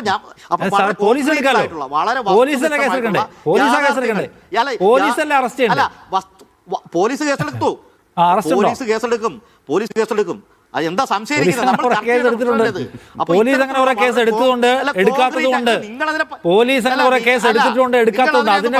നമുക്ക് നേരം വിളിക്കും. നിങ്ങൾ BJP നിങ്ങളുടെ അധികാരം കൊണ്ട് നിങ്ങളുടെ അധികാരം കൊണ്ട് നിങ്ങൾ BJP-യെ നേരിട്ട കഥയൊക്കെ പറഞ്ഞാൽ നേരം എടുക്കും. രാജേഷ്, നിങ്ങൾക്ക് ഇന്ത്യയിൽ ആകെ അധികാരമുള്ള കേരളത്തിലാണ്. ആ അധികാരത്തിന്റെ പവർ ഉപയോഗിച്ചിട്ട് നിങ്ങൾ BJP-യെ നേരിട്ട കഥ പറയാൻ പോയാൽ നേരം വെളുക്കും കേട്ടോ. അതിന് നിൽക്കണ്ട. നിലപാടുകൾക്കെതിരെ വളരെ കൃത്യമായി കേരളത്തിന്റെ ലോകത്ത് കൊടുത്തിട്ടാണ് ഈ അങ്ങനെ ഒരു ചരിത്രമൊക്കെ ഉണ്ട്. പക്ഷെ ഇന്ന് തുറന്ന വർഗീയത ആർക്കും പറയാൻ കോൺഫിഡൻസ് ഉള്ള സ്ഥലമായിട്ട് മാറി. ഇന്ന് തുറന്ന വർഗീയത യൂട്യൂബ് തുറന്നു വെച്ച് ആർക്കും പറയാൻ കഴിയും വിധത്തിൽ ആത്മവിശ്വാസമുള്ള സ്ഥലമായിട്ട് കേരളം മാറിയിട്ടുള്ളത് നിങ്ങളുടെ ഭരണത്തിന്റെ മികവ് കൂടിയാണ്. സാർ, നിങ്ങളുടെ പാർട്ടിയുമായി ബന്ധപ്പെട്ട് കുറെ അധികം ആക്ഷേപങ്ങൾ ഇവിടെ ഉയർന്നു വന്നു, ആരോപണങ്ങൾ. പ്രത്യേകിച്ച് ഫസൽ വധക്കേസിൽപ്പെട്ട ഒരു പ്രധാന പ്രതിയെ മത്സരിപ്പിക്കുന്ന ഇടതുപക്ഷ ജനാധിപത്യ മുന്നണി കേരളത്തിൽ തോറ്റുപോകണമെന്ന രാഷ്ട്രീയ നിലപാട് നിങ്ങൾക്കില്ല എന്ന്. അതെന്തേ? ഇതിനകത്ത് 3 വിഷയങ്ങളാണ് പ്രധാനമായിട്ട് പറഞ്ഞത്. ഒന്ന്, മുഖ്യശത്രുവിനെ മാറ്റിയോ എന്നതാണ് നിഷാർ റാവുത്തർ അടക്കമുള്ളവരുടെ ഒരു ചോദ്യം വന്നത്. അവിടെ പിന്നെ 2ാം സ്ഥാനത്തേക്ക് ലീഗിനെയോ കോൺഗ്രസിനെയോ ഒക്കെ വെച്ചു എന്നുള്ളതാണല്ലോ. 2 കാരായ രാജൻ്റെയൊക്കെ. ഞാൻ പറയാം, മുഖ്യശത്രുവിൻ്റെ വിഷയത്തിൽ എതിരാളിയാണ് BJP എന്ന് വരുത്തി തീർക്കാൻ, അല്ലെങ്കിൽ BJP ജയിക്കാൻ വേണ്ടിയിട്ട് നിഷാർ റാവുത്തർ അടക്കമുള്ള ഒരു PR വർക്ക് നടക്കുന്നുണ്ടോ എന്നതാണ് നമ്മൾ സംശയിക്കേണ്ടത്. അങ്ങനെ എന്തിനാണ് നമ്മൾ BJPക്ക് ഇല്ലാത്തൊരു സൗകര്യം ചെയ്തു കൊടുക്കുന്നത്? അവർ പോലും A ക്ലാസ് കാറ്റഗറി ഉള്ളതെല്ലാം കൊണ്ടുവന്ന് ഘടകകക്ഷി എന്ന് പറഞ്ഞിട്ട് കുറച്ച് ആൾക്കാർക്ക് കൊടുത്തിട്ട് അവരെങ്ങനെയും തടി ഊരാൻ നിൽക്കുന്ന ഒരു ഇലക്ഷനാണിത്. നമ്മൾ പിന്നെ ഗ്രൗണ്ട് റിയാലിറ്റി പഠിക്കണം. നിഷാദ് റാവുത്തർ അടക്കമുള്ളവർക്ക് അറിയാലോ, ഈ ഗ്രൗണ്ട് റിയാലിറ്റിയിൽ BJPക്ക് മഞ്ചേശ്വരം അടക്കമുള്ളിടത്ത് ഒന്നാം സ്ഥാനമൊന്നുമില്ല. ആ ഒന്നാം സ്ഥാനം ഇല്ലാത്ത മഞ്ചേശ്വരത്ത് മത്സരിക്കുമ്പോൾ നിങ്ങളുടെ മുഖ്യ ശത്രു ഇപ്പം എന്തോ ഒരു ആരോപണമാണ്. വേറെന്ന് പറയാം, SDPയെ സംബന്ധിച്ചിടത്തോളം അത് രൂപീകരിച്ചത് കോൺഗ്രസ് ഭരിക്കുന്ന കാലത്താണ്. ആ കോൺഗ്രസ് ഭരിക്കുന്ന കാലത്ത് BJPയെ അല്ലെങ്കിൽ RSS അതിനെ ഇല്ലായ്മ ചെയ്യും എന്ന് പറഞ്ഞുകൊണ്ടല്ല, ഞങ്ങളുടെ ഒരു പോളിസിയുടെ ഭാഗമായി ഈ രാജ്യത്തെ ഫാസിസ്റ്റ് സംവിധാനത്തെ എതിർക്കുന്നു. അത് RSS നാളെ നിരോധിച്ചാൽ അതിന്റെ പിറ്റേന്ന് SDP നിരോധിക്കില്ല. സ്വാഭാവികമായിട്ടും ഈ SDP RSSനെ നിരോധിക്കാൻ വേണ്ടി ഉണ്ടാക്കിയതുമല്ല. അതുകൊണ്ട് SDPയെ സംബന്ധിച്ചിടത്തോളം കൃത്യമായ രാഷ്ട്രീയ നിലപാടുണ്ട്, ഈ രാജ്യത്തെ കുറിച്ചൊരു കാഴ്ചപ്പാടുണ്ട്. രാജ്യത്ത് മുഴുവൻ സഞ്ചരിച്ച് നടന്ന് ഈ പാർട്ടി ഈ രാജ്യത്ത് എന്താണ്, ഈ രാജ്യത്തെ ജനത അനുഭവിക്കുന്ന പ്രതിസന്ധി, അതിന് പരിഹാരം കാണുക എന്നുള്ളതാണ് SDP ലക്ഷ്യം വെക്കുന്നത്. അതുകൊണ്ട് അത്തരം ചോദ്യങ്ങൾ പിന്നെ ശരിയല്ല എന്നുള്ളതാണ്. രണ്ടാമത് പറഞ്ഞത് കാരായി രാജനോട് എന്തോ ഒരു ഫസൽ പിന്നോട് എന്തോ ഒരു സ്നേഹമെന്നറിയോ. ഇപ്പം അത് ആരാ കോൺഗ്രസിന്റെ MLA ഇപ്പം പിന്നെ ആരോപണ വിധേയനായ MLA ആണ് അതിന് ആ ക്യാമ്പയിൻ തുടക്കമിടുന്നത്. ആ ക്യാമ്പയിൻ ഏറ്റുപിടിക്കുന്ന ആരാ? മുസ്ലിം ലീഗിന്റെയും അതുപോലെ തന്നെ മുസ്ലിം ലീഗിന് അനുകൂലമായി നിൽക്കുന്ന ചില സംവിധാനങ്ങളുടെയൊക്കെ സൈബർ വിഭാഗം ആവേശത്തോടു കൂടി ആ ഫസൽ പിന്നെ കുടുംബത്തെയും ഫസലിനെയൊക്കെ നന്ദിപൂർവ്വം ഓർക്കുന്നു. ഞാനിപ്പോൾ ഓർക്കുക ആ കേസിന്റെ നാൾവഴികൾ. പിന്നെ കണ്ണൂരിൽ ഒരു കൊലപാതകം, എത്രയോ കൊലപാതകം നടന്നിട്ടുണ്ട്. ആ കൊലപാതകങ്ങൾ ആദ്യമായിട്ടാണ് ഒരു CBI അന്വേഷിക്കുന്ന കൊലപാതകം ഉണ്ടായത്. അത് CPMന്റെ ജില്ലാ സെക്രട്ടേറിയറ്റ് അംഗമായ കാരായി രാജൻ അടക്കമുള്ള ആ പ്രദേശത്തെ നേതാവായ കാരായി ചന്ദ്രശേഖരൻ അടക്കമുള്ളവരെ വർഷങ്ങളോളം നാടുകടത്തി, വർഷങ്ങളോളം ജയിലിലിട്ട്, അങ്ങനെ സമാനതകളില്ലാത്ത നിയമ പോരാട്ടം നടത്തിയപ്പം ഒരാളുടെയും സ്നേഹം അവിടെ കണ്ടില്ല. ഒരാളുടെയും ആ കുടുംബത്ത് പോയി സന്ദർശിച്ചിട്ടില്ല. പക്ഷേ ആ കുടുംബം വളരെ പിന്നെ ആത്മാർത്ഥമായി ആ കേസ് നടത്തി ഇത്തരം സംവിധാനങ്ങൾ ചെയ്തു. ഞാൻ മനസ്സിലാക്കുന്ന ഈ കാരായി രാജൻ എന്ന് പറയുന്ന ആ CPMന്റെ നേതാവ് ഇതിനു മുമ്പ് ജില്ലാ പഞ്ചായത്തിൽ മത്സരിച്ചു, ജില്ലാ പഞ്ചായത്ത് പ്രസിഡന്റായി. അന്ന് ഈ പറയുന്ന UDFനോ അല്ലെങ്കിൽ ഈ MLAക്കോ അല്ലെങ്കിൽ ഇന്ന് പിന്നെ ഫസലിന് വേണ്ടിയിട്ട് കണ്ണീർ വാർത്ത ഒരാളെയും അന്ന് കണ്ടില്ല, അന്ന് ആരും പറഞ്ഞില്ല. ഇപ്പൊ കാരായി ചന്ദ്രശേഖരൻ ഇപ്പൊ അവിടെ തലശ്ശേരി നഗരസഭയിൽ മത്സരിച്ചു,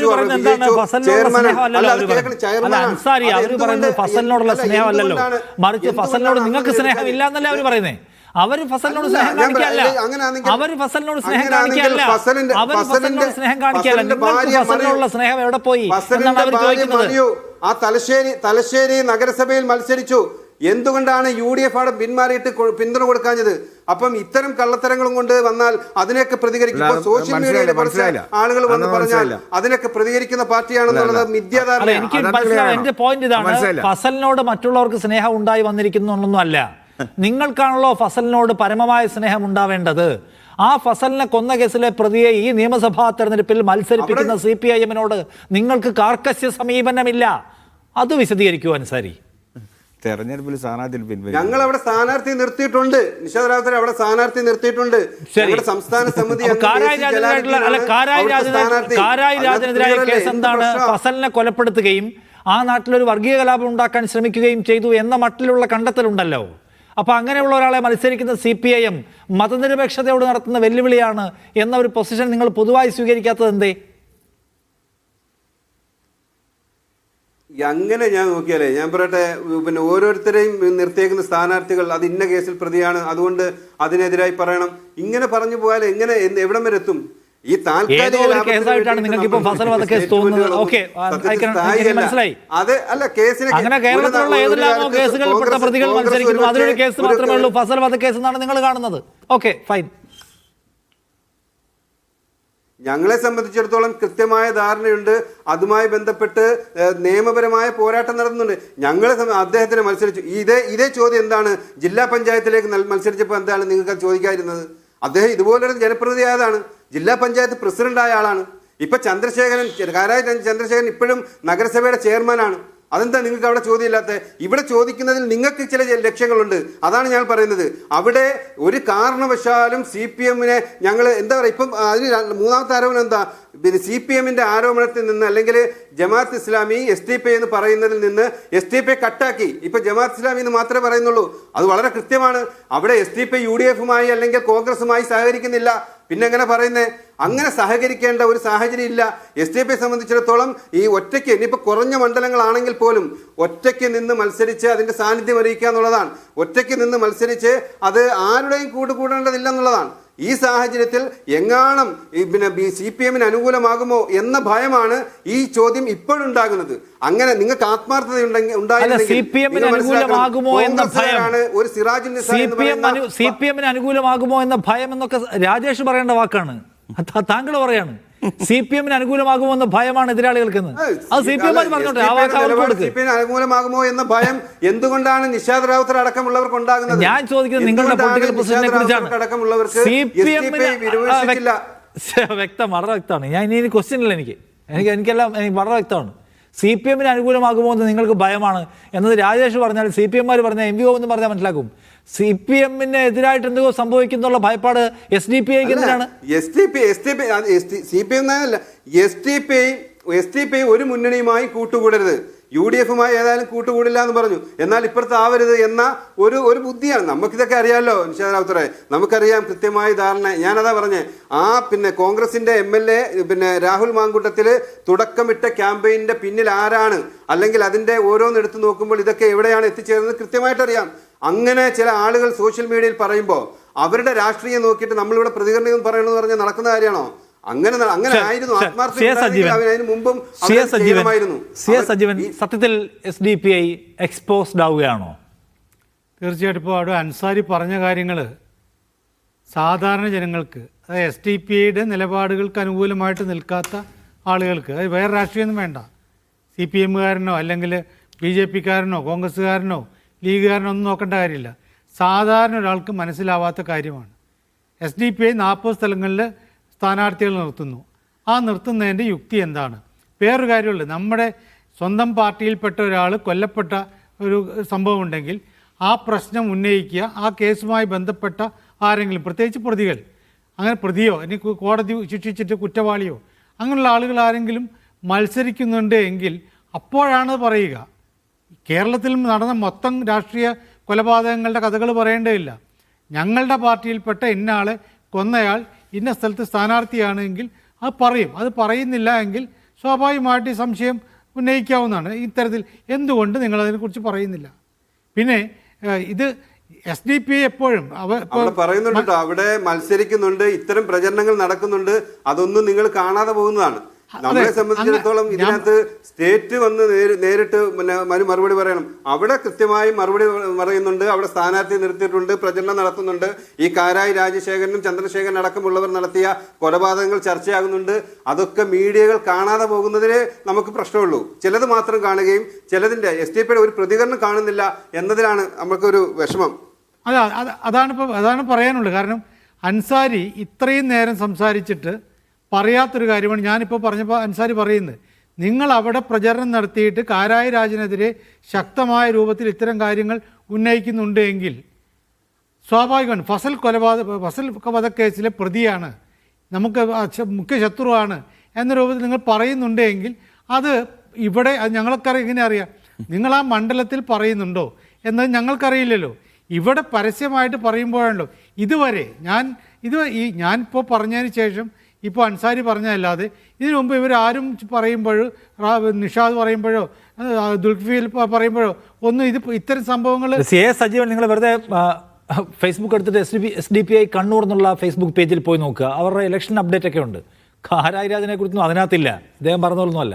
അതാണ് പറഞ്ഞത്. അപ്പോൾ ആ മണ്ഡലത്തിൽ മാത്രം നിങ്ങൾ പറയുന്നു, ഞങ്ങൾ എങ്ങനെ വിശ്വസിക്കും? പുറത്തിൽ കേൾക്കാത്ത. അപ്പോൾ SDPIയുടെ നിലപാട്, ഒരു രാഷ്ട്രീയ പാർട്ടിയുടെ നിലപാട്, മുഖ്യ ഇത് പ്രചരണം നിശ്ചയിക്കേണ്ടത് ഞങ്ങൾ SDPIയുടെ പ്രചരണം എന്താണെന്ന് നിശ്ചയിക്കേണ്ടത് SDPI ആണ്. തീർച്ചയായിട്ടും നിശ്ചയിക്കുന്നതിനൊന്നും തെറ്റില്ല. പ്രിയപ്പെട്ട ഫസൽ സാഹിബിന്റെ കൊലപാതകളെ ഏതെല്ലാം അർത്ഥത്തിൽ ശിക്ഷയ്ക്ക് അർഹനാണോ അതെല്ലാം ചെയ്യാനുള്ള ഇപ്പോഴും അതിന്റെ കേസുമായി ബന്ധപ്പെട്ട ആ കുടുംബം നടക്കുന്നുണ്ട്. അൻസാരി പോയിന്റ് എന്താണ്? അൻസാരി നിങ്ങൾ ഫസലിന് വേണ്ടി നിയമയുദ്ധം നടത്തിയിട്ടുണ്ട്.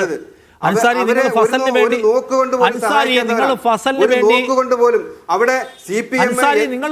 വേണ്ടി നിയമയുദ്ധം നടത്തിയിട്ടുണ്ട്. നിങ്ങൾ മഞ്ചേശ്വരത്ത് മാറി എന്ന് BJPയുടെ വിജയം തടഞ്ഞിട്ടുണ്ട്. അതൊക്കെ പഴങ്കഥ. നിങ്ങൾ ഈ തെരഞ്ഞെടുപ്പിൽ അസാധാരണമായ ഒരു നിലപാട് മാറ്റത്തിലേക്ക് പോയിരിക്കുന്നു. അവിടെ ഫസലിനെയും നിങ്ങൾ മറന്നു, മഞ്ചേശ്വരത്തെ സാധ്യതകളെയും മറന്നു. എന്നിട്ട് നിങ്ങൾ വേറൊരു കളിക്കിറങ്ങിയിരിക്കുകയാണ്. നമ്മൾ ഡിസ്കസ് ചെയ്യുന്ന അതാണ്. അതുകൊണ്ട് പണ്ട് ഞങ്ങൾ നിയമ പോരാട്ടം നടത്തിയിരുന്നു, പണ്ട് ഞങ്ങൾ മഞ്ചേശ്വരത്ത് മാറിയിരുന്നു, അതൊക്കെ വേറെ കഥ. ഇപ്പോൾ നിങ്ങൾ വേറൊരു പ്ലേയിലാണുള്ളത്. അത് ആളുകൾക്ക് മനസ്സിലാവുന്നുണ്ട്. അത് വിശദീകരിക്കാൻ നിങ്ങൾ ബുദ്ധിമുട്ടുന്നുണ്ട്. ഞാൻ എടുത്തു നോക്കുമായിരുന്നു കണ്ണൂർ മണ്ഡലം, തലശ്ശേരി, അവിടെ ഒന്നും കാണുന്നില്ല. ഞാൻ ഒരു കാര്യം പറയട്ടെ, ഇപ്പൊ പാലക്കാട്ടെ MLA കാരായി രാജന്റെ കാര്യം പറഞ്ഞ ഒരു ഫേസ്ബുക്ക് പോസ്റ്റ് ഇട്ടല്ലോ, അതുപോലെ ഇട്ട ഫേസ്ബുക്ക് പോസ്റ്റ് നിങ്ങളുടെ ഏതെങ്കിലും ഒരു നേതാവിന്റെ ഒന്ന് ഷെയർ ചെയ്യാമോ? കാരായി രാജന്റെ വിഷയത്തിൽ SDPയുടെ ഏതെങ്കിലും ഒരു നേതാവ് അല്ലെങ്കിൽ നിങ്ങളുടെ കുറിപ്പ് ഏതെങ്കിലും സ്ട്രോങ് ആയ ഭാഷയിൽ കാരായി രാജൻ പരാജയപ്പെടണമെന്ന് ചൂണ്ടിക്കാണിച്ചുകൊണ്ട് പലതും ചെയ്തിട്ടുണ്ട്. അതൊക്കെ ഞങ്ങൾ രാഹുൽ മാങ്കൂട്ടത്തിന്റെ പേര് പോലും ഞാൻ പറഞ്ഞില്ല. പാലക്കാട്ടെ ഒരു MLA ഇട്ട പാലക്കാട്ടെ MLAയുടെ ഒരു ഫേസ്ബുക്ക് പോസ്റ്റ് ഞങ്ങളുടെ നയം സ്വീകരിക്കുന്നതും ഞങ്ങളെ കൊണ്ട് നിങ്ങൾക്ക് കാരായി രാജനോട് ഫൈറ്റ് ഇല്ല. ഏതെങ്കിലും സൈബർ നിങ്ങൾക്ക് കാരായി രാജനോട് ഫൈറ്റ് ഇല്ല. പ്രിയപ്പെട്ട ഫസൽ സാഹിബിന്റേതടക്കം STPയുടെ പ്രിയപ്പെട്ട ഫസൽ സാഹിബിന്റേതടക്കമുള്ള ഓരോ വിഷയത്തിലും കൃത്യമായ നിലപാട് ഇന്നുമുണ്ട്. ഞങ്ങൾ പഴങ്കഥയല്ല. ഞങ്ങൾ ഇന്നും, ഞങ്ങൾക്കറിയാവോ, ഈ RSSനെ വിമർശിച്ചു എന്നതിന്റെ പേരിലാണ് ഞങ്ങളുടെ പ്രിയപ്പെട്ട നേതാക്കൾ ജയിലിൽ പോയെന്ന്. പ്രിയപ്പെട്ട എത്രയോ നേതാക്കൾ ജയിലിൽ കിടക്കേണ്ടി വന്നത് ഈ RSSനെതിരായ നിലപാട് സ്വീകരിച്ചത് കൊണ്ടാണ്. ഞങ്ങളുടെ കഴിഞ്ഞ മാസമാണ് ഞങ്ങളുടെ ദേശീയ പ്രസിഡന്റ് ജയിലിൽ നിന്ന് ഇറങ്ങുന്നത്. 1 വർഷമാണ് അദ്ദേഹം ജയിലിൽ കിടന്നത്. എന്തിനാ? അദ്ദേഹത്തിന് വേണമെങ്കിൽ മുസ്ലിം ലീഗിന്റെ നേതാക്കളെ പോലെ, കോൺഗ്രസിന്റെ നേതാക്കളെ പോലെ സുഖമായി വാഴായിരുന്നു. നിങ്ങൾ പറഞ്ഞില്ലേ ഗെയിം മാറ്റി കളിച്ചു എന്ന്. അങ്ങനെ കളിച്ചിരുന്നുവെങ്കിൽ ഞങ്ങൾക്ക് അവിടെ ജയിലിൽ കിടക്കേണ്ടി വരുമായിരുന്നില്ല. പക്ഷേ ഞങ്ങൾ ഒരു ഗെയിമും ഞങ്ങൾ കളിക്കുന്നില്ല. ഫാസിസമാണ് മുമ്പിൽ നിൽക്കുന്നത്. ആ നിൽക്കുന്ന ഫാസിസം എത്ര സടകുടഞ്ഞു നിന്നാലും ഭയപ്പെടാതെ മുന്നോട്ട് പോകാനാണ് സോഷ്യൽ ഡെമോക്രാറ്റിക് പാർട്ടി ഓഫ് ഇന്ത്യയെ സംബന്ധിച്ചിടത്തോളം ഞങ്ങൾക്ക് നൽകിയിട്ടുള്ള എഡ്യൂക്കേഷൻ. അതുമായി ബന്ധപ്പെട്ടാണ് മുന്നോട്ട് പോകുന്നത്. പക്ഷേ അങ്ങനെ പോകുമ്പോൾ ചില മണ്ഡലങ്ങളിൽ മത്സരിക്കും. ആ മണ്ഡലങ്ങളിൽ ഇവിടെ അയ്യോ BJP വരുന്നേ, അതുകൊണ്ട് നിങ്ങൾ മത്സരിക്കരുതേ എന്ന് പറയും. എന്നാൽ നമ്മൾ പിന്തുണ കൊടുക്കുമ്പോഴോ അവിടെ നിങ്ങളുടെ STPയുടെ വോട്ട് വേണ്ട. നിങ്ങൾക്കറിയാവോ, പത്തനംതിട്ട ജില്ലയിലെ കോട്ടാങ്ങൽ പഞ്ചായത്തിൽ കഴിഞ്ഞ തവണ 5 ഈ ലോക്കൽ ബോഡി ഇലക്ഷനിൽ 5 CPM, 5 LDF, 5 UDF, 5 BJP, 3 STPI. അവിടെ BJP അധികാരത്തിൽ വരാതിരിക്കാൻ വേണ്ടി STPI UDFനെ നിരുപാധികം ഒരു ചർച്ചയുമില്ലാതെ അവിടെ പിന്തുണ കൊടുത്തു. കാരണം BJP അകറ്റി നിർത്താനുള്ള ഞങ്ങളുടെ നിലപാടിന്റെ ഭാഗമായി. അവിടെ എന്താ ചെയ്തത്? സതീശൻ നേരിട്ട് വിളിച്ചു പറഞ്ഞു രാജിവെക്കാൻ. അങ്ങനെ അവിടെ രാജിവെച്ചു. പിന്നെ ഇപ്പൊ അധികാരത്തിലിരിക്കുന്നതാരാ? അവിടെ BJP-യാ. ഒരു ഭയപ്പാടുമില്ല. ഈ പറഞ്ഞാൽ അതുപോലെ തന്നെ ഈ പറയുന്ന മഞ്ചേശ്വരത്ത് തന്നെ, കാസർഗോഡ് തന്നെ, അവിടെയും ഇതുപോലെ തന്നെ BJP-യുമായി ലീഗ് അവിടെ ഇതാണ് ലോക്കൽ ബോഡി ഇലക്ഷനിൽ നിങ്ങൾ SDPIയോട് സ്വീകരിച്ച സമീപനം. ആ SDPI ആ നാണക്കേടും സഹിച്ച് പിന്നെയും വന്ന് നിങ്ങളെ സഹായിച്ചു തരണോ മഞ്ചേശ്വരത്ത് അടക്കം എന്നാണ് അദ്ദേഹത്തിന്റെ ചോദ്യത്തിന്റെ ഒരു ഉന്നം. അല്ല, ഞങ്ങളെ സഹായിക്കണം ഞങ്ങൾ പറഞ്ഞിട്ടില്ലല്ലോ. ഞങ്ങളെ നിലപാട് ആദ്യം പറഞ്ഞിട്ടുണ്ടല്ലോ. ന്യൂനപക്ഷ വർഗീയതയോടും ഭൂരിപക്ഷ വർഗീയതയോടും ഒരേ നിലപാടാണെന്നുള്ളത് തുടക്കം മുതലേ ഞങ്ങൾ പറഞ്ഞ കാര്യമാണ്.